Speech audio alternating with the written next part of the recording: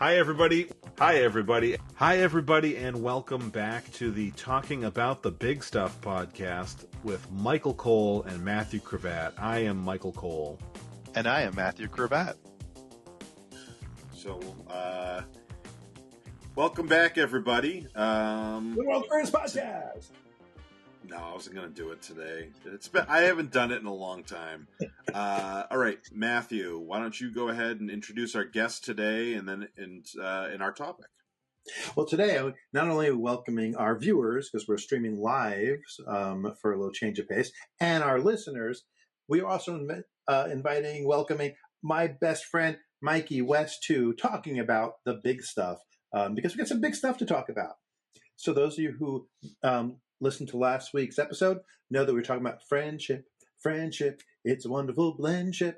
And I talked about how Mikey had been in and out of the hospital a few times for life-threatening illnesses, or life-threatening the first time. This time I don't think it was life-threatening, but we didn't know what it was, so it could have been life-threatening and we didn't know. And it's like I was saying how, friendship at the ages of which Mikey and I now are at, you just never know. Like, it's a different level of things you're concerned about when you get a call, right?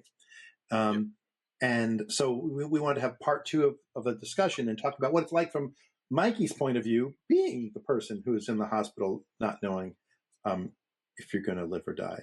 And so I want to start with explaining how Mikey and I know each other, why we know each other. So once upon a time, when I did improv, I got a gig doing an improv show at GlaxoSmithKline's manufacturing plant out in Zebulon, North Carolina. And at one point, I'm going to transfer over to you, Mikey, in a split second, because the logical place where it splits to you. I turned and I said, is anyone in the audience willing to volunteer to come up on stage and help us out in this next bit? And I raised my hand enthusiastically because at the time I thought I was clever. He found that better. He came up and he had a Captain America earring in. And I saw that and I said, ooh, it's Captain America? And we have an instant connection. We're both geeks. This is going to be cool. And so, Mikey, do you remember a game we were playing? Slideshow or museum tour. It was one of the things where you pose and you explain what the thing was. Yeah, so we were using Mikey as a prop, basically. And I went all the actors to the prop except me. So the suggestion was something about the pharmaceutical process, taking something from a discovery to a marketable drug. Yeah, and I remember that much. I don't know if the audience knew that I also worked at that same company at the time, so I knew the process. So actually, I was able to pepper in things that made sense the whole time. Mm-hmm. But Mikey was a natural; he was great, and we mentioned at the end of the performance that we teach workshops for free. And so Mikey started showing up at our workshops, and bingo, bongo, bingo. Mikey ended up being a member of my troupe, Raleigh's Village Idiots, which is the shirts we were wearing are performance coincidence that I was wearing it tonight just because I wore it because it was St. Patrick's Day when we were recording, and I wore it because it was green. But there's a magnetism that we're either both together, we're wearing these, or wearing polo shirts. Bowling shirts. Those are our other choice. Nice. Well, welcome to the podcast, Mikey. And there's the bowling shirt. So one of our other routines, we have a show where we're two guys bowling. So it's our other costuming choice. That's CK, right? Yeah, that's where CK from CK's Cooking Channel was born. Who developed him was born in a Philadelphia story where I played CK Dexter Haven and Mikey played Uncle Willie. But then we took those names and brought them into our long-form performance of Two Guys Bowling, and it became part of us. Like, how many years? 15 years now of doing those two characters over and over again? Yeah, probably. Maybe even longer. Because it was when, like, everybody had to separate for various reasons. Like, Romney was, Fenris was born, and that would have been this person left, and we did one weekend of shows. It was just you and me. Would that have been like 2000, like when we formed the product? No, it wasn't that early. Let's see. Philadelphia story was 2005. Okay, so 20 years ago since we. Yeah. picked up these characters. And so that's our story of bonding and becoming brothers in everything except for color of green and purple. So last week I told the story of Mikey of we were setting up for a show one night, and you were bringing the flats up to the stage, which you've done 100 times before, and you were just sweating and panting and couldn't get your breath, and which makes no sense because you're the strongest guy in the group, and you can do that with your eyes closed. So why don't you retell the hospital story from there? Okay, well, my wife was there that night at the show because she worked the door, took tickets, and she worked the door. Yeah, so she says, I think you have pneumonia because I've been kind of coffee and sick during the week. And she says, I think you got pneumonia. You're going to go to the doctor and have them check you out. So I go and they put the pulse oximeter on my finger and they're doing all this stuff. And if your pulse oximeter, if you got one of those things on and it goes down to like 90, they get worried. Mine was 78. So, oh damn. Said, we're going to send you to the hospital, but the doctor doesn't have admitting privileges. I guess I probably shouldn't mention this guy's name, just be on the safe side, but the doctor doesn't have admitting privileges. He's probably dead now. It's been 15 years. Could be. But they said, well, he doesn't have admitting privileges, so we're going to call an ambulance. That way they have to admit you. Mm-hmm. And I'm still thinking, pneumonia, what's your deal? I can drive to the hospital. So they throw me in an ambulance and haul me down to the hospital. And this is like 9:30, 10 o'clock in the morning. And they say, what are you here for? And I'm like, well, I went to see the doctor because I think I have pneumonia. Oh, okay. So then they do all kinds of tests. They run a CAT scan on me. And finally, like 7 o'clock at night, I'm still in the emergency room bay. And the guy comes in, he holds up this thing. Okay, see this mass right here? That's cancer. You have cancer. We're going to call the cancer doctors in here to talk about your cancer because you got cancer. Cancer's not big. I just heard cancer like 100 times.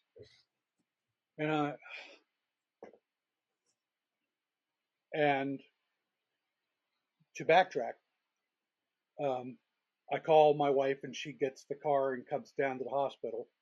And she says, should we call Samantha? Now, let's not call her to find out what's going on. Says Ricochet Rita, our #1 commenter on YouTube. Yes.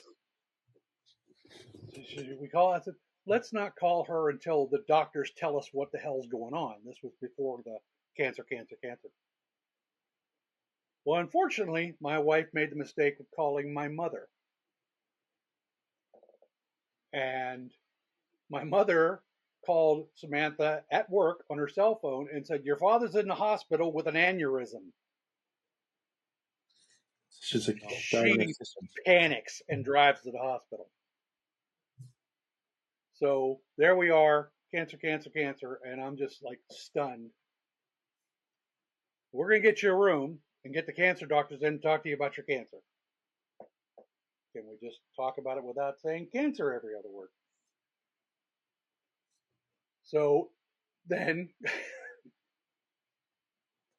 like I said, nothing like this was 7 o'clock at night. This was the first time I heard it's not pneumonia. You've got something else. And says, we're going to get your room. So finally, like, no food. Can I get something to eat? No.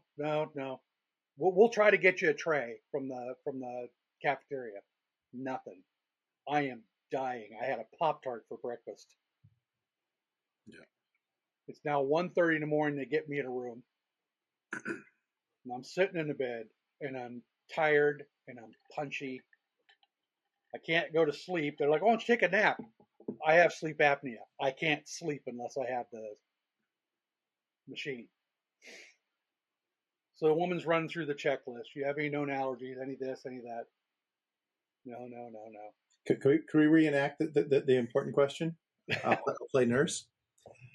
As they tend to do in the hospitals these days. Mr. West, do you have a history of falls? Yes, I do. Every year between September and November. She did not catch on that fast. For how long? For how long have you had that? Every year, between because the Earth tips away, the northern hemisphere tips away from the sun. Still Hilarious. not. Finally, she's just looking at me, and my wife goes, "He's being a smartass. He's a comedian." Oh, okay. For the rest of my stay in the hospital, I have a band with big letters on it say "Fall Risk." Fall risk. FAFO. Medical professionals do not have good senses of humor, and they Not pick at up all. on stuff. No, so I'm gonna jump ahead just to keep the sense of humor going. One of the women in our group at the time was a nurse, specifically a chest nurse. She worked in the ward that he was in. She had worked in that hospital, and she had switched to another location so that they were at Wake Med, and she had switched to the Cary location. This was the Raleigh location. But as soon as the next day when Mikey called us and we all knew, she raced over after work one day, that day to go see him. Because I posted a picture on Facebook. Yeah, and she's like, "Oh my God, I recognize the room. She's in my ward." I had like that little sensor box on my chest, and she goes, "I know where he's at because of that sensor box." So she went, and Debbie called me at work or texted me, whatever. So I came right after work, and I got there right after she had left in the helicopter. And well, she left the room, and right after she left the room, that emergency helicopter took off. So Debbie was like, "Do you think she flew over from the other hospital in the helicopter?" But I got there, and I'm talking to Mikey, and I'm talking to the nurse, and the nurse and our nurse had just left before I got there. I missed her, but the nurse goes, "How do you guys know Alexa?" I'm like, "Oh, well, she's in our comedy troupe," and she goes, "You need nurses in your comedy troupe?" And Mikey and I exchange a glance, and I said, "Well, yeah. You have to have a chest nurse specifically because sometimes people in the audience can laugh so hard they can't get their breath. And if they have an emergency situation because they're laughing too hard, you need to have a nurse on staff." And she's like, "Oh my, I didn't know that. I need to ask her about that. I've never heard of that before." I'm like, "Yeah." This is the person keeping my best friend alive. Yeah, I'm glad to know that you're almost incapable of taking anything seriously. It's reassuring. Yep. I remembered what it was that pissed my mother off. We were talking about this last time in the hospital. In 2006, I went to get a physical while I was working on Clue, the first iteration of Clue. And the doctor's like, "Okay, here's this do all this test." This was 5 years before the blood clots. And he said, "Okay, they're going to hook you up, do an EKG on you, and then you're free to go." So they put the stickers all over you. Take 20 minutes to do that, go bip, and then tear them all off. "Okay, I'm free to go." "Yeah, you're free to go." So I go out and I get in the car. I put the car in reverse. I look up. There's a nurse behind the car going. I thought I was free to go. "No, the doctor wants to see you." "Okay." So I go in, and he's like on the phone. "No, just have a seat." And he's talking. Finally gets off the phone and goes, "You've had a heart attack." I'm like, "Yeah, that's funny as hell. I was leaving." No. You've had a heart attack." "I would know if I had a heart attack." "No, not necessarily. I'm going to send you to see my good friend. Should I say it? Or nothing bad with this guy. Yeah, let's say it. Send you to see my good friend, Dr. Falzone. He's he's a cardiologist. He'll put you through a stress test. He's going to, he'll confirm whether I'm right or not, but I'm right. So whenever I talk about my best friend growing up who owned a pizzeria, their last name is Falzone. So instantly he's like, "I'm going to see Jack's dad. This is great." I go in, I go see this guy. I'm sitting in his office. He'll be in a few minutes. Don't give me time by myself. My mind starts working overtime. So he comes in, and we had also recently done Midsummer Night's Dream, and the director's idea for the show was the very beginning of Midsummer Night's Dream reminded him of the beginning of The Godfather. So it was mafia families. So we're all wearing like from Athens to Sicily and made it mafia. Yeah. Nice. So I'm doing Don Corleone impressions. So I'm sitting there. This guy comes in. So what can I do for you? Dr. Falzone, I come to you because you're a man of respect. I was sent here by your good friend, Dr. What's his name? I ask you to look into my heart and see that I too am a man of respect. He is laughing his ass off. Luckily, he had a chest nurse there. Yeah. Nice. I tell this story to my mother, and she, Jesus fucking Christ, can't you take anything seriously? Nope. Exit laughing. Yeah. Oh. Short story, he did not have a heart attack. The other guy was a moron. And he didn't have cancer. The hospital was a moron. Yeah. Yeah. But I had pulmonary embolisms, but I had so many that on a CT scan it looked like a mass. Yeah. They realized it wasn't when blood thinners broke it up, and they go, "Well, that wouldn't happen to a tumor." Yeah, the doctor that they brought in an oncologist, hematologist, and she said, "I don't think it's cancer. You're on blood thinners, you're on heparin. I'm going to give it a few days and take another look at it and see how it looks." And they did another scan before I left the hospital. And it was half the size, and she said, "Yep, it was blood clots. You're good." Yeah, good. Except the way they described Mikey's blood clots was an autopsy finding. Yeah. So nobody has ever walked in the hospital with that many blood clots. Yeah. These are pulmonary embolisms. They're blood clots in the lungs. We find these in autopsies. Thank you. Hey, it's better to hear it afterwards. Well, lemon juice on it. You don't want to hear that ahead of time. You want to hear that afterwards. Yeah, once I'm out of the hospital, but when I'm still laying in an emergency room bay, nah. Yeah. So that was pretty scary. That was, still joked as much as I could through it, but, Yeah. Eric Idle. Always look on the bright side. Yeah. But, it Sorry. was scary as hell that, like, I was, where I thought, like, I felt a little weak. I've got pneumonia. No, you were almost dead, motherfucker. Yeah. But the show went on that night, despite the fact that he had autopsy finding amount of PEs in his chest. Yeah. Well, we've always had that rule. We've always had that rule. We don't stop for pulmonary embolisms or DVTs. So. Nice. So you mentioned your daughter rushing over. How old was she? Let's see, that was 2011, so 22, I think. Okay. I'm not completely sure how old your kids are, so I was like, not sure because I know that.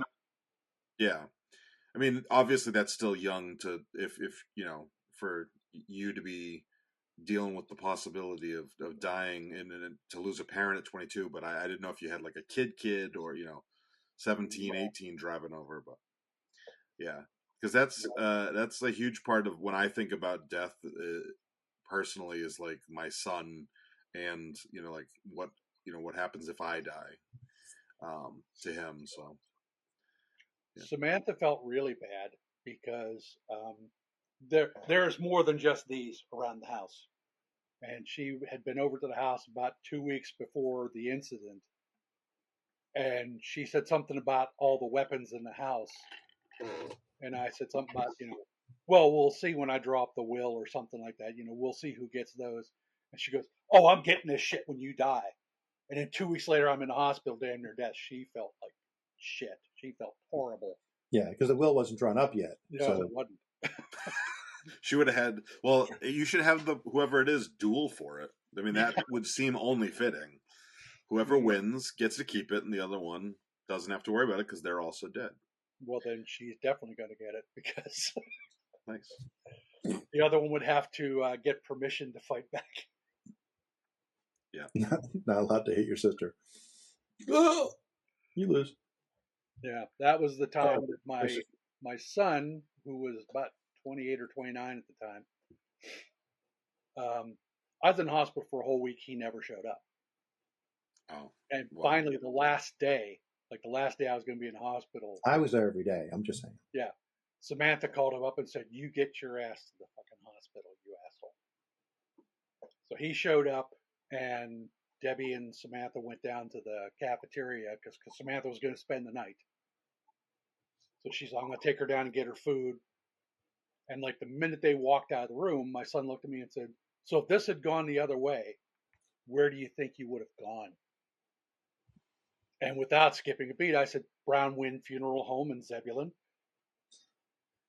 And he goes, you know what I mean, Dad? Do you think you would have gone to heaven? I'm like, son, I'm an atheist. I don't believe in that. You know, you are? Like, yeah, I haven't mentioned it because I'm not recruiting. If you have faith and your faith sustains you, good for you. Does it do that for me? Well, don't you, the Pascal's wager thing. Well, don't you think you should do this? And just in case, I'm like, you think God's not going to know I'm phoning it in? You know, if there is a God, he's going to know I'm faking it. Yeah. You know, so, and that was the last time he ever spoke to me.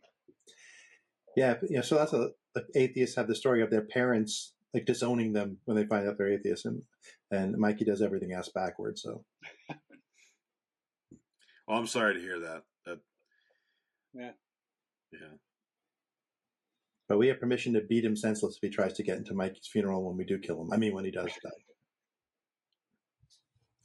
Fine, you'll have swords to use. So Many. Yeah. I got to fence Mikey on stage, but he disarmed me and then fought my sword while it was laying on the floor. And then rearmed you. And then rearmed me. Aha! Nice. Also, sword flew off the stage and hit somebody in the audience. That was fun. Nice. So we realized that the big poofy shirts we were wearing for Shakespeare, we hadn't rehearsed in them, and said, "Oh, that's very different than when I'm wearing short sleeves when we're rehearsing." So we wearing a t-shirt. quickly reblocked to where the leading up to the thing was every dog has his day, sleeve up, sleeve up, push up, make sure it wouldn't happen again. Luckily, it didn't hurt the person; it just like banged into their leg, and it was a friend of the theater's boyfriend. So it was watching the show. Watching at the show. So what? Watching rehearsal, I should say. I don't think I could do. Surprisingly, we never screwed that up. Because I mean, it's just like we don't know what the hell we're doing. We're whacking swords together, and Mikey taught me the moves. But we made up a choreography for it, and it went well every night. I'm chasing this sword across the stage. He's behind me. He goes, disarm, and I threw the sword behind me, and every time it just landed in his hand. Yeah. So I was like, the idea is he's not going out of my hand, and I keep yelling, on guard, for, thrust, parry. And so he's like, oh, and fighting it. And then when he turns his back to me, I'm like, disarm. And he tossed the sword behind him, and I catch his sword, then run him through. And it worked every night. Nice. That's fun. I couldn't do fencing on stage and not at least once say, I am not left-handed. It would have to happen. If we had wanted to, we could have done it. Yeah. That's like when we did the show, we did about, I'd say, 70% the script as written, 20% we improvised during the rehearsals that we put into the script, and 10% different every night. Just whatever came up. And that was the greatest thing about three idiots, three improvisers who were used to working together doing the show. We could go intentionally or by accident off script, and the other two people could just play with it, and it would never slow anything down. Thanks. Yeah. So that was Mikey's first near-death experience, and it's funny that he has all the swords and stuff because part of this, his ongoing treatment is blood thinners forever. So he not supposed to use a straight razor, or a bladed razor. You use an electric shaver because you can't cut yourself because you don't clot. And he's surrounded by blades wherever he goes. His bathroom is the Game of Thrones throne, and it's dangerous. It's dangerous. Got circumcised twice taking a shit. I used to be longer than this. I'm seeing in the comments, and I don't know what. So Sam says, Alex, say that one. In my experience, men don't notice when you fake it, I think is what she once said out loud, but I'm not sure. I'm not following the whole conversation. So it just popped up in all caps, so that's why. I've never had a woman fake it, and I know that because they've never bothered.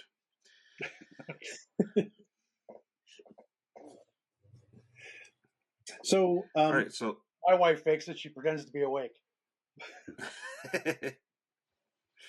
nice. No. All right, Matthew, you were about to say something? yeah, I would say so. That was the 14 years ago version. Yeah.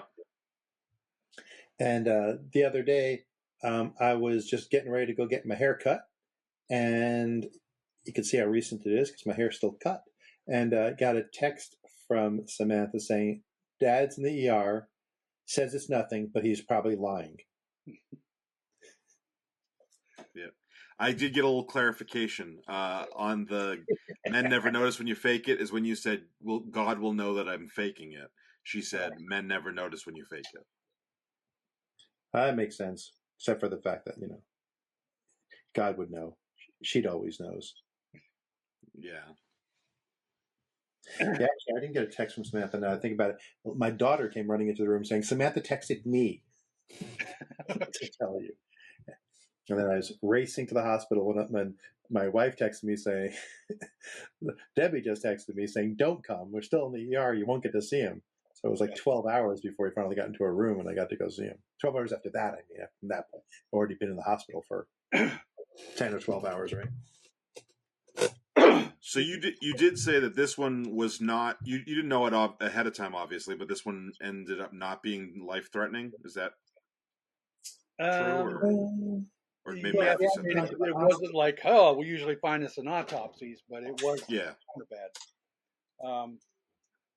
I went to work, and I drive a delivery van for a large company that we won't mention. Okay. Sounds like Mike talking about the company that he no longer works for. Mm. But Alex does, so we can't mention it still. Yeah. So The second that Alex quits, though, or gets fired, that's the episode we're having. Well, I'm telling the story about why I left that company the second that Alex quits or gets fired. yeah, For both. But anyway, that's a so reason. Mikey is driving for work. So I'm driving, and I had noticed the previous day, an old man thing. I was urinating more often. It's like every hour and a half I'm urinating. Let me translate for Mike. He has taken a piss. So I have like this, and I filled this thing up 8 times that day, and With urine, and then drank it back down. So I'm like, the next day I go to work. It's Friday. I'm going every hour. I went before I left the house. I went before I left the store. I made a stop along the way and went. And it's like I'm guzzling water and peeing every hour. And then I get to one of my delivery things, and somebody wanted like a bag of dog food or something. I carry this big bag of dog food up, put it down. Walking back to the van, I start feeling lightheaded. Oh, that's weird. Okay. Goes away in a couple of seconds. It's weird. Drive the van. Happens 4 more times before I get back to the store at 1 o'clock, like when I'm supposed to take my lunch, and while they restock the van.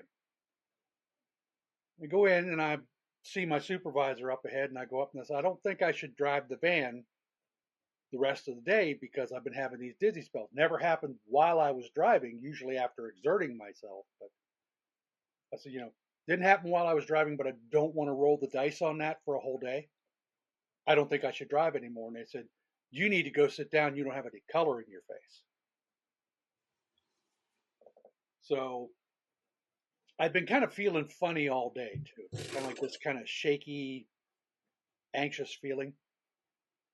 And I go in, I pull my phone up, and I look at the camera, and I'm like, holy shit, I don't have any color. There's nothing. Like, there weren't any color in my lips. I mean, he's from Youngstown, Ohio. He doesn't have a lot of color to begin with. I'm criminally white, but I was even whiter. Cracker. So, I mean, the eggs in the egg section were going, dude. So I go in, and I'm sitting down, and I text Debbie, and she's, okay, you want me to come, bum a ride down there and get the car and bring you home? Yes.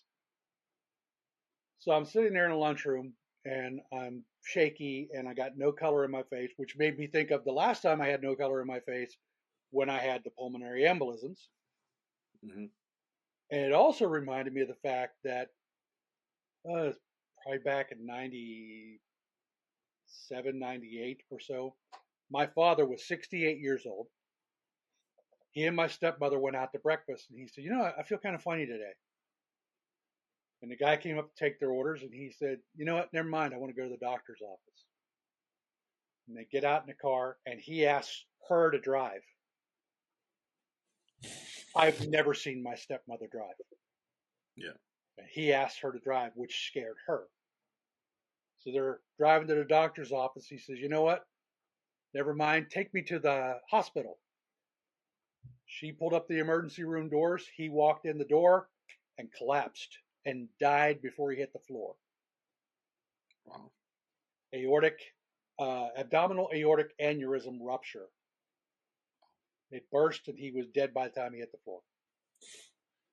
So now I'm sitting there. This is a cheery thought over lunch at the company break room. Yeah, I'm sitting there thinking, first of all, blood clots. That was damn near a death experience. And now it's like my dad was just a little bit older than I am right now. And he felt funny when he woke up one day. Well, that would be about the time. Yeah. If it's going to happen, it's going to happen today. So the Bill Barr line. I'm at the age where you just drop dead. Mm-hmm. Yeah, sometimes guys just drop dead. That's what we do. Bill Barr is a totally different guy. I haven't eaten yet. I'm doing a podcast. I'm on low blood sugar. Oh, okay. So Bill Barr was in law school going, I'm at the age where you destroyed democracy.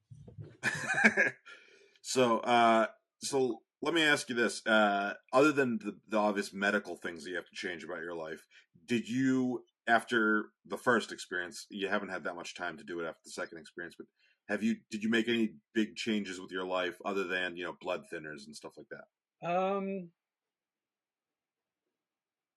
Or even just mentally, like big changes, I started paying attention, because there was a lot of stuff I was just like, oh, this hurts. Screw it. I'm old. That's why it hurts. Yeah. So now it's like I go to the doctor. I'm like, okay, I got this. I got this. I got this. I got this. I got this. I got this. I got this. I don't leave anything out when I talk to the doctor. Okay. Yeah. Because you don't know. Excuse me. I did pay more attention to that stuff. At first, they had me on warfarin. That was the first blood thinner I was on, and so I was constantly getting blood levels checked because there were problems with that. You have to get the levels just right, and you ate 2 pieces of broccoli today. Your levels are all screwed up. And then finally, a doctor put me on a different medication. I probably shouldn't mention the name, should I? He's tuning me out. No, it's like I was saying, it's not one that I make, is it? No. Oh, then I don't care. They put me on Pradaxa, which is it's not as wide. Like warfarin just thins everything, and you gotta. There's certain you have to check medications. That was the doctor I was seeing at the time. Every time he'd prescribe, well, I'm gonna put you on this. I'm like, that's not going to cause a problem with the warfarin, is it? He'd look at me, and pull my file open, close it. I'll be right back. And he'd go off, and he'd come back a few minutes later. It'll be fine. Like, you know what they're doing when they go away? Laughing. They're going to WebMD and looking it up on WebMD. I worked with a pharmacist, and I asked him about 2 drugs that someone in my family was taking. I don't remember which member of the family. And he goes, hold on. And he turns and pulls up WebMD's drug interaction thing and puts the drugs in to see what it is. He goes, yeah, that's what we use. Like, or maybe if he works at a big pharmacy, they might have their own internal system, but basically it's the same engine that drives it. Like, we don't memorize this shit. We just go online. But every time I mentioned it, he just seemed surprised to remember that I was on. Like, oh, you're on warfarin? Like, yeah, wouldn't that be like a big sticker on my folder? This guy's on blood thinners. A very specific one that you need to check everything with. So the reason I ask if my company makes it is because it's a fun thing to know if you know someone who works for a drug company. We're all obligated to report if anyone tells us that one of our drugs doesn't work or has a side effect. We have to report it because they're supposed to follow up the person and get the full report in case it's something new, or to tell FDA that these things exist. Like telling a friend who works for a drug company is the same as starting a phone call with the company. Like we have to continue the conversation. So I'm going to make sure it's not one of mine because I don't want to know. Not after the last time, right? Right. Well, I'm not doing that again. So anyway, Mike, you're in the break room. You're pale. You're thinking about your father at a similar age. And people keep walking by going, "Are you okay?" It's like, God, that's not a good feeling. No, it's not. Like when they stare at you for a long time, it's like people make it and walking away.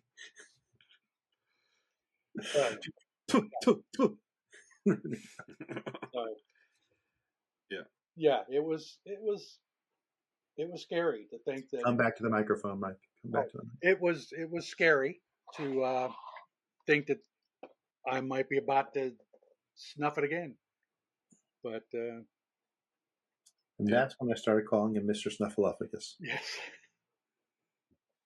but trying to keep it together because I knew Debbie was on her way and I knew that she was going to be panicking. Yeah. So, but I called my doctor that's how unclear I was actually thinking. I was like, well, I got these things. Let me call my doctor and see if I can get in and see him. Like, oh well, he can see you on March 18th. I'm going to need to see him a little sooner than that. I love that you even bother saying that. Tomorrow. Rather than saying, no, we don't have any openings, they give you a ridiculous date that clearly is not going to help. Yeah. I had that conversation yesterday about the dates because my father, I forget what my father-in-law was talking about, but he said like, yeah, they were going to make them wait like 3 or 4 weeks. And I'm like, yeah, when Sarah got pregnant the last time, they told her to wait 6 weeks for an ultrasound. And in that time she miscarried. I'm I'm tired of hearing all these people talk about how we can't have universal health care because you'll have to wait. You have to wait all the fucking time. Like, what if I can't choose my doctors? And how many times have you switched jobs and had to switch doctors because they weren't on your insurance? Or even worse, not switch jobs and they just dropped the insurance and you had to switch doctors. It's as if it doesn't normally happen. Or change the policy. Yeah. Well, we don't carry that policy anymore, so you got to get this doctor. Or you have United Healthcare and they suck, so every hospital doesn't want to work with them, so they keep dropping them every year as they negotiate. We're not supposed to talk about United Healthcare and dropping anything, so. Luigi. He's an Italian-American hero. That's all I'm going to say. So I said that at Christmas, and I got quite a few. My family is Italian. I got quite a few people being like, "All right." You're also mostly conservative. I would rather him than Christopher Columbus be our symbol, right? He's killed less people so far, allegedly. But I got. Okay, so your doctor can't see you till March 18th, but would you like to? Would you mind seeing someone else? And I said, sure, that's fine, even if it's at another facility. Within reason, I wasn't going to go to Pittsburgh to see somebody. Yeah. So they come, okay, that's really where I really want to go. Can't afford to go to RTP. Costs too much to live in North Raleigh. So they came back on, oh, we have a doctor in Headingham that you can see. And I'm like, Headingham, is that Cary? Where is Headingham? Oh, it's on New Bern Avenue. Fine, I can go there. I go.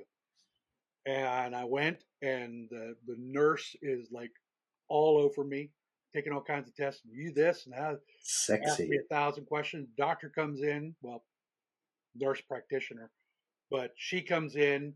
Let's do this test, and all this other stuff. So I do all these tests and stuff, and she said, okay, I'm going to send you home. I'm not doing anything tonight. I'm going to wait here for your test results to come in, and I'll call you. So I made up some nicknames. The doctor who didn't have an opening until March 18th, I call him Mikey's ex-doctor. The doctor said, I'll stay here all night and wait for the results. I call that Mikey's new doctor. Yes. Yep. I think nurse practitioners are a lot better than doctors as far as attention, at least. Oh yeah. My mother-in-law, my late mother-in-law, was a nurse, registered nurse. And, like she knew, like this kind of hurt me. Oh, you've got this, and you go to the doctor and they do 10 tests and they come in and say, "Yeah, you got this." Anyway, she was right. Yeah. But she actually told me, "Oh, we're building a new facility in Wendell Falls, which is actually closer to my house than the doctor, my previous doctor, had been at." So it's like, she said, "If you want to, you can come see me at that facility." I'm like, "Yes, I will."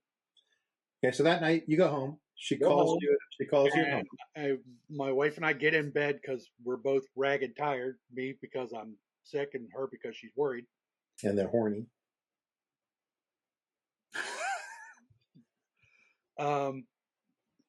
Hey, Cherry Butt.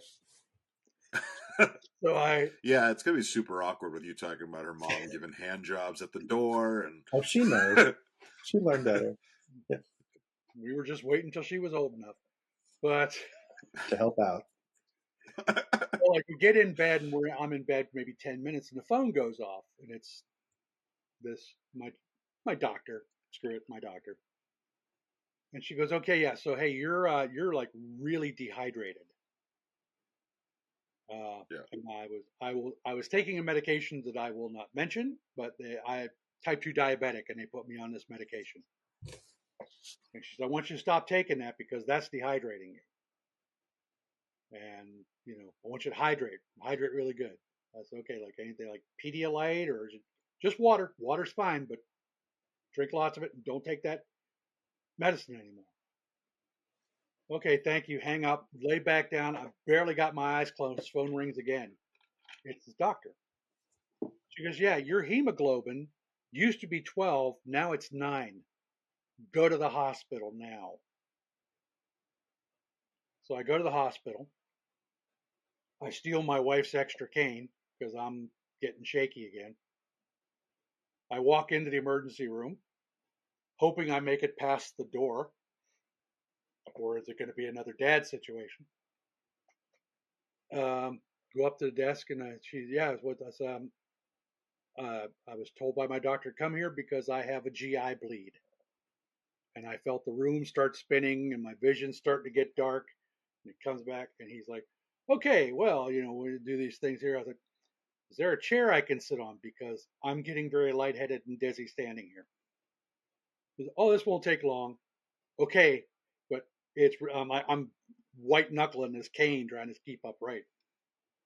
So he's like, "Okay, this, okay, go sit in that chair over there. Like at the end of the counter, there's a girl. Go sit there." And I sat down. She's like, "Okay, what's the deal?" GI bleed. She does, her thing, takes, some blood pressure and a few other things, puts the wristband on me. She's okay. Come on back. Do you have a history with falls? Didn't even ask. Didn't even ask. It was on the thing to begin with. I told my sister that story. She came into the hospital. She's, they remember your smart ass, so they got fall risk still on you. You walk in saying, "I'm dizzy, I need to sit down." You're getting that. Yeah, true. Not much room for wiggling out of that one. So like Debbie had parked the car and she walked in the door and they're like, "Come on back," and they put me in the bay. Like they didn't waste any time. And, ER bay. Yeah, the ER bay. So because this is Friday night and Saturday, and I didn't get to go see him until like 5:00 on Saturday when you finally got into a room. Yeah, that took some time. Apparently they were booked up, and of course it was Friday night and Saturday, so they didn't have. They have the specials, overnight specials, so it's tough. They had to wait for a room to get out and get processed, and they were shorthanded, I guess. But They did take care of me. I'll give them that. My favorite moment, they put me in this room, and it has a yellow star on the door to indicate that I'm a fall risk. Mm-hmm. Matthew shows up.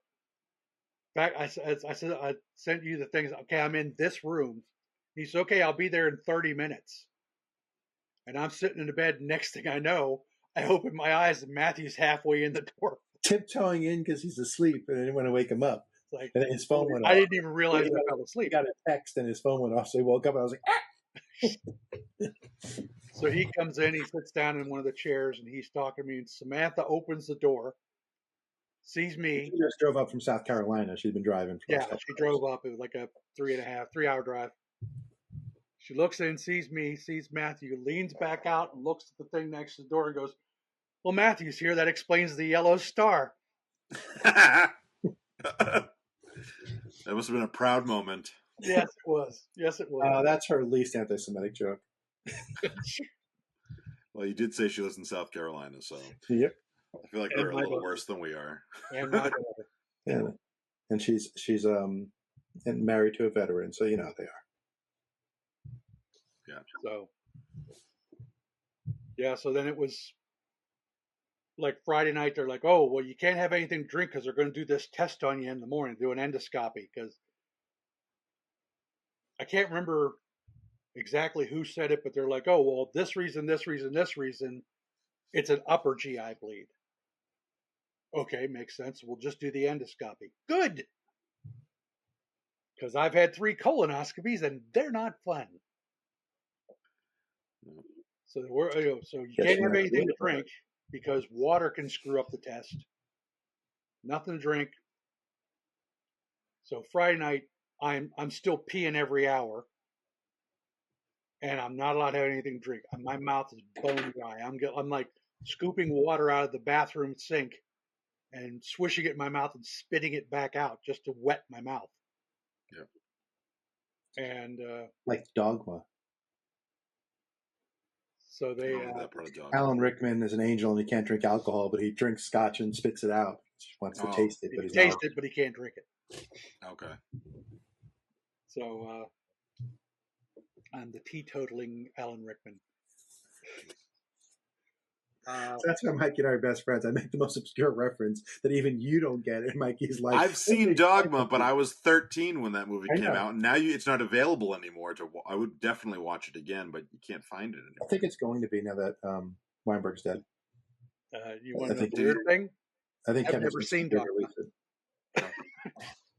It's good. I got the joke. The big thing I remember is that Alan Rickman pulls down his pants. He has no genitals. He's like, I'm like a Ken doll. Yeah. I saw it with a buddy who there was a Indiana Jones and the Last Crusade reference, and my friend didn't get it. And I was like, how do you miss that? And he was like, I've never seen that. And I said, well, you're not my friend anymore.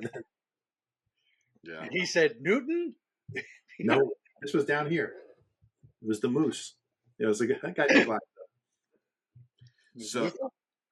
So back to the fact that doctors have no sense of humor. My dad has to get endoscopies and colonoscopies, I think yearly. He had some colon polyps and stuff, so he has to get them yearly, and he just schedules them both for the same day. And every single time he goes, he says, "Make sure you do the endoscopy first. I don't want you using the same camera twice." And every single time they do not get that he's joking. And they're like, it's a different camera, sir. I had one laugh because I had to have one at the same time. In the middle. The nurse said, do you know, like I'm in the prep room and they're giving me the goofy juice and everything. And the nurse is like, do you know why you're here today, Mr. West? I said, yeah, you're going to stick a camera in both ends until they meet in the middle. And she laughed at that. She thought that was nice. But, you said that was a nurse, though, right? Yeah. Yeah, that's why. The doctors never get it. Yeah, they took me in the room and they're putting all the stuff on my face to get rid of the little oxygen thing and put this here and here. Here's this thing to help guide the endoscopy down. I'm like, I'm running out of real estate up here, ladies. Yeah. Yeah, when I donated bone marrow, my dad came back after and they asked me, "Are you ready for your father to come back?" And I was like, "I am, but you're going to regret it." They're like, "Is there a problem? Is there a reason he shouldn't come back?" And I'm like, "No, you'll see." And so he comes back, and after a little bit, they're giving me like the post surgery kind of do's and don'ts, and my father goes, "Well, now that the surgery's over, will Matthew be able to play piano?" And they're like, "Oh yeah, that shouldn't be a problem at all." He goes, "That's great because he's never had a lesson." So it's like, why would you set him up for that? Why would you do that? Don't they teach you that one in medical school? That should be on the exam. Yeah. So, Mikey, we're running along, so let's cut to the chase. You did not die in the hospital. Not so far. Yeah. And your numbers are getting better every day, right? Yes. Last time I heard a combination of problems. The GI bleed, which the endoscopy didn't find. When I woke up from the endoscopy, the first thing I said to the doctor was, "Well, did you find what you were looking for?" And she went, "No." And you know what that means. So it means while Leah was at the hospital having her surgery, they were getting a different look at Mikey in the building next door. Yes, the colonoscopy didn't find anything either, so I did. So now they got to go through. I swallowed a camera that was like a large capsule, and I swallowed a camera, and I had to wear a belt in it that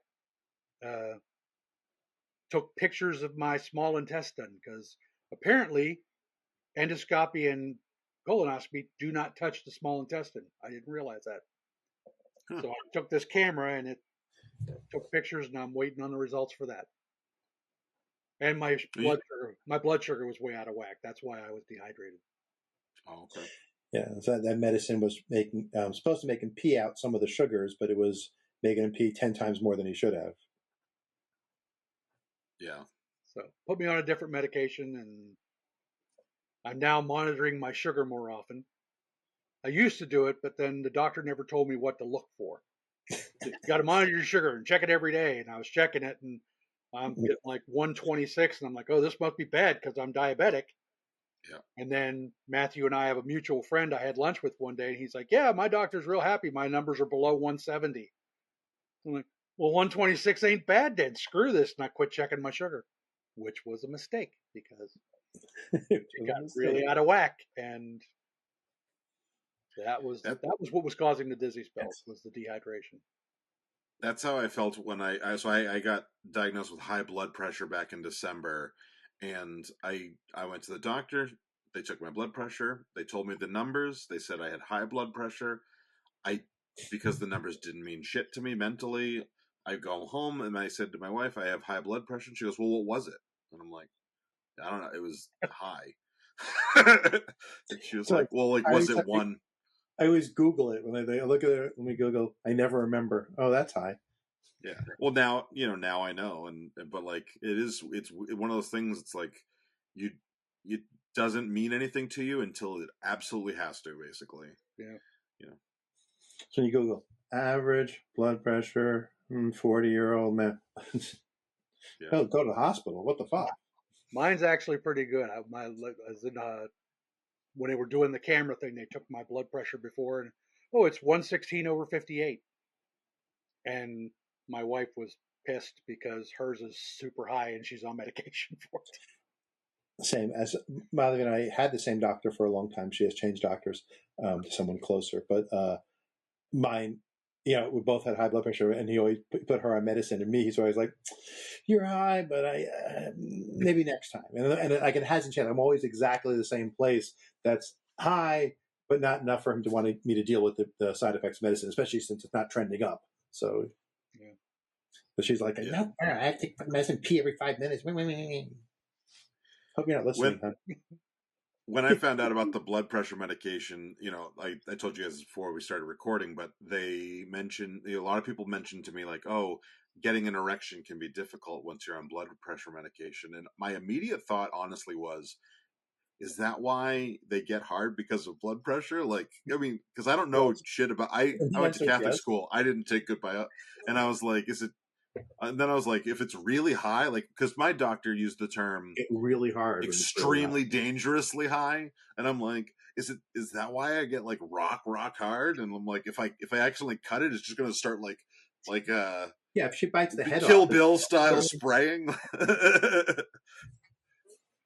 I like the fact that both of your daughters are watching while I just told that story too. So yeah, Debbie's been on blood pressure medication for a long time. She doesn't have a problem getting an erection. Oh, it's good to know.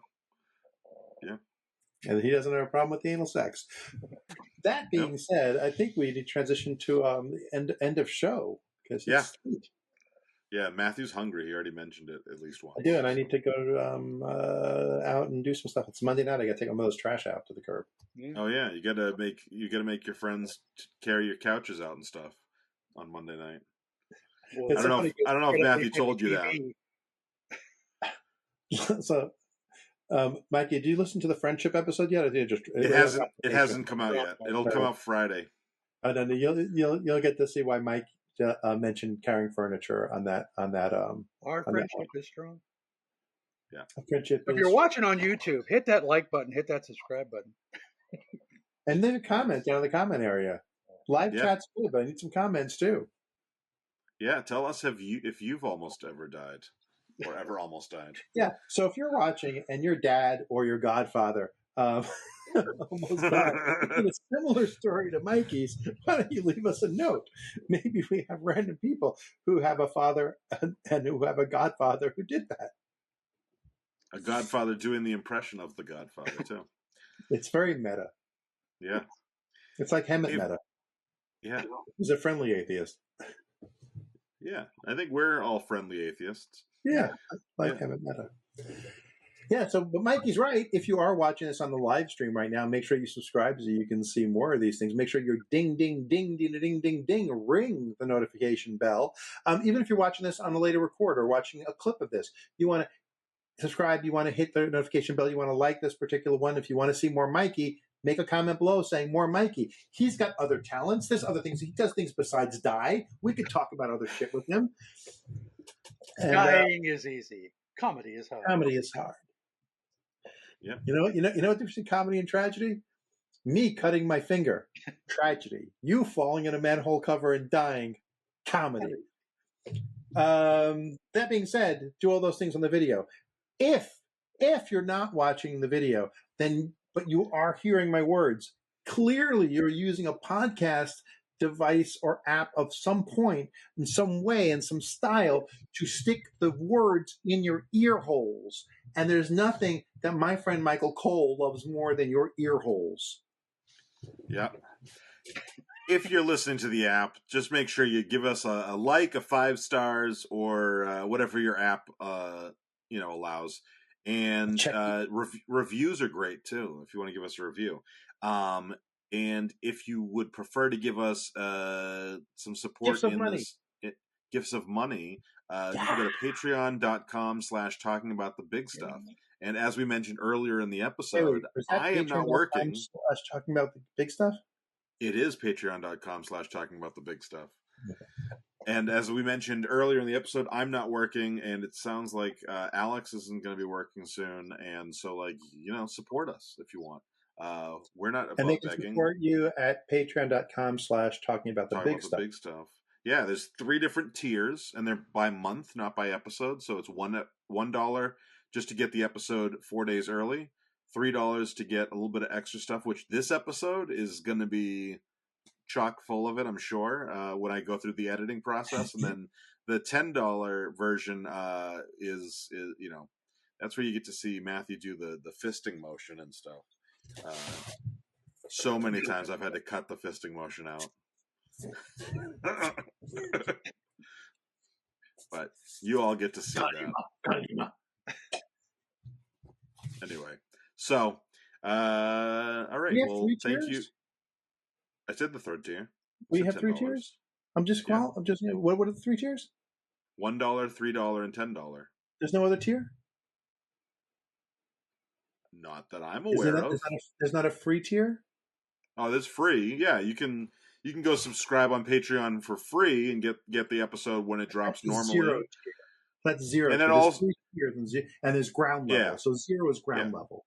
But if you do that, when we have one of these special episodes that goes live, like tonight's episode, that goes live for free, you'll get to the notification there instead of just having to follow our Instagram or our YouTube channel.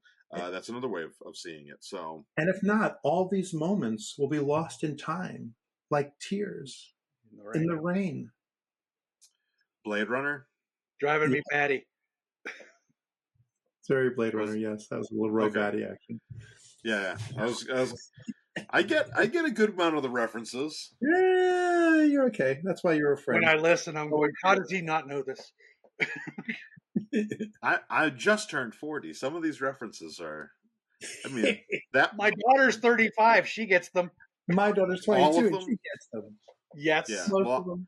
I get a fair amount, I think. I say my favorite stories was when some asshole said to Leah when she was still like probably under 20, she was wearing a Beatles shirt, name 3 Beatles songs. And she said, get me my guitar, I'll play you 5. Yeah. They only do that to women, though. That is something that if any woman wears any band shirt, they're like, name 3 songs. They would never do that to a guy. Yeah. Samantha used to work at a GameStop, and there was like some superhero game came out, and they're like, hey, who are these people? And she like, who's this guy? She rattled off everybody on the cover. Like, you can't fuck with me. She gave me a really nice Punisher shirt when one of the games came out. Pretty cool. One of the giveaways. It's nice. Thanks, Samantha. I love you.